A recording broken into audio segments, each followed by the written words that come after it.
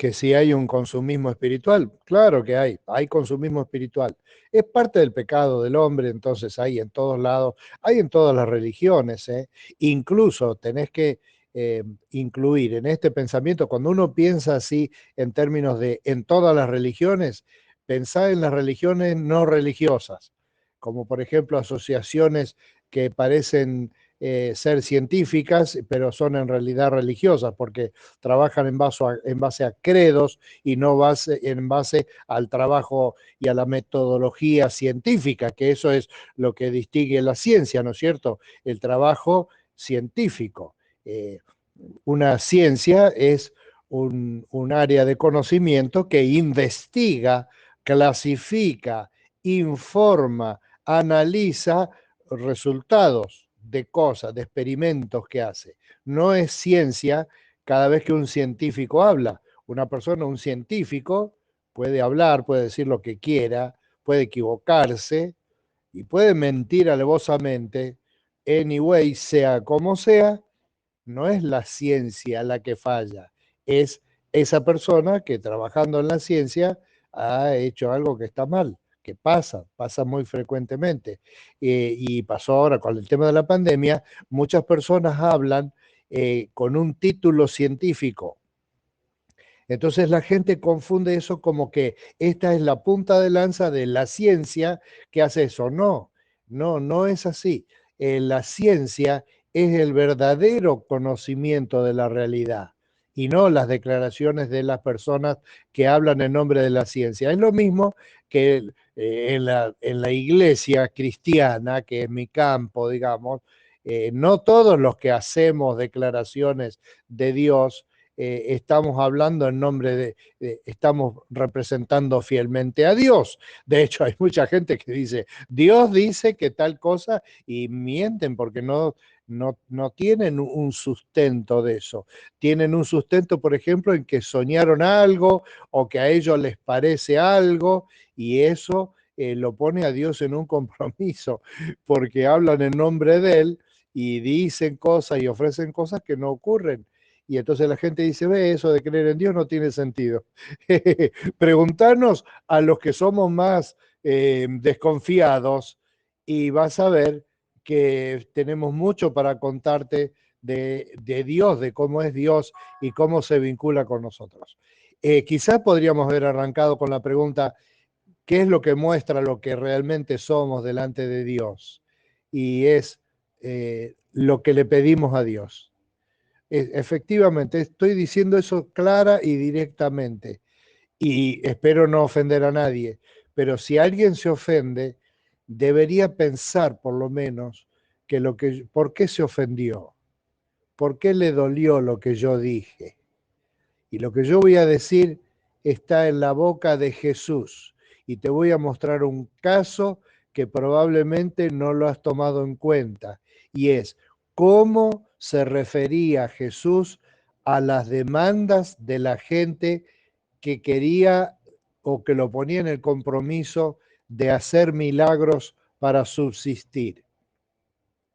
Para que Jesús subsistiera como líder espiritual, había un sector que acaba de ser llamado generación en Marcos 8:11 hasta el 13, donde voy a leer enseguida. Ese sector con el cual Jesús se enfrentó varias veces era un sector que le exigía que para demostrar que era lo que él decía que era, tenía que hacer milagros o señales, como se llama genéricamente en este texto de Marcos, que quiere decir hacer un acto sobrenatural que indique que la persona tiene, por ejemplo, poder para sanar o poder para crear algo. Llegaron los fariseos y comenzaron a discutir con Jesús. Si querés, podemos traducir esa palabra, comenzaron a discutir como comenzaron a patotear a Jesús, porque la verdad es que fueron a patotearlo, fueron a discutirlo, fueron a negar todo lo que dijera, fueron a rechazarlo, fueron a cuestionarlo, fueron a tratar de hacerle presión para que se calle. Eso yo diría patotear en vez de discutir, porque no era una discusión de gente madura. No, fueron directamente a pelearlo, a patotearlo, a camorrearlo, como la camorra siciliana. Para ponerlo a prueba, le pidieron una señal del cielo. ¿Ves? Para ponerlo a prueba. La palabra que dice de poner a prueba ahí también es lo mismo, es chichonearlo, es obligarlo, es patotearlo. No era que realmente les hubiera gustado ver alguna señal del cielo apoyando a Jesús, que de hecho ya había habido varias. En el bautismo de Jesús se oyó una voz y el Espíritu Santo descendió sobre Jesús en forma como de paloma y dijo, este es mi Hijo amado, en él me pongo contento, la voz de Dios, palabras más, palabras menos. Bueno, había habido de ese tipo de señales y ellos las sabían, ¿eh? Nada más que lo que ellos querían era patotearlo, hacerlo callar, reprimirlo. Para ponerlo a prueba, le pidieron una señal del cielo. Mirá cómo reaccionó Jesús. ¿Vos amás a Jesús? Bueno, mira la reacción de Jesús. Él lanzó un profundo suspiro y dijo, ¿por qué pide esta generación una señal milagrosa? Les aseguro que no se le dará ninguna señal. Entonces los dejó, volvió a embarcarse y cruzó al otro lado. Cuando una persona es patoteada, puede reaccionar de dos maneras. Puede reaccionar devolviendo la agresión o puede huir. Huir quiere decir irse de esa situación. Eso es lo que hizo Jesús acá.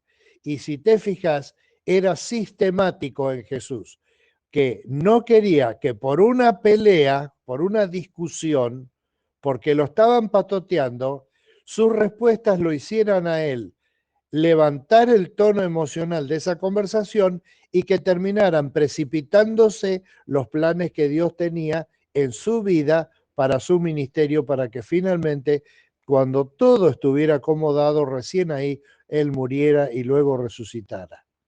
Pero vos fijate que esa forma de responder a la agresión con huir está mandada en el Antiguo Testamento, donde claramente dice, la blanda respuesta quita la ira, pero la palabra áspera hace subir el enojo. Es decir, Jesús sabía perfectamente que en la voluntad de Dios no está pelear y ganar las discusiones, sino dejar la discusión cuando no tiene un sentido positivo.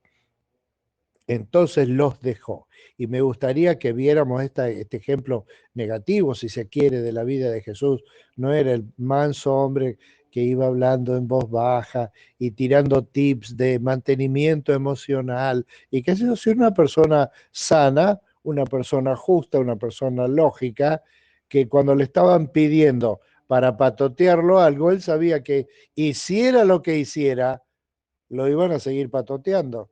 Entonces él simplemente lamentó la situación, dijo permisito, permisito y se fue al otro lado del mar de Galilea. Entonces nosotros podemos aprender algo de esto hoy. Es que a una persona que está demandándole a Dios que le pruebe con cosas significativas, con señales para sustentar su fe, sepa que la voluntad de Jesús va a ser, no la va a dar, no te la va a dar y te va a dejar colgado del pincel porque el Señor también tiene todo el derecho del mundo de pedir que nosotros le amemos a Él y le respondamos a Él en fe, no porque Él está todo el tiempo haciendo milagros para mantener nuestra débil fe, sino por lo que Él es y lo que Él hace todo el tiempo, nos guste, no nos guste, lo hayamos pedido o no lo hayamos pedido.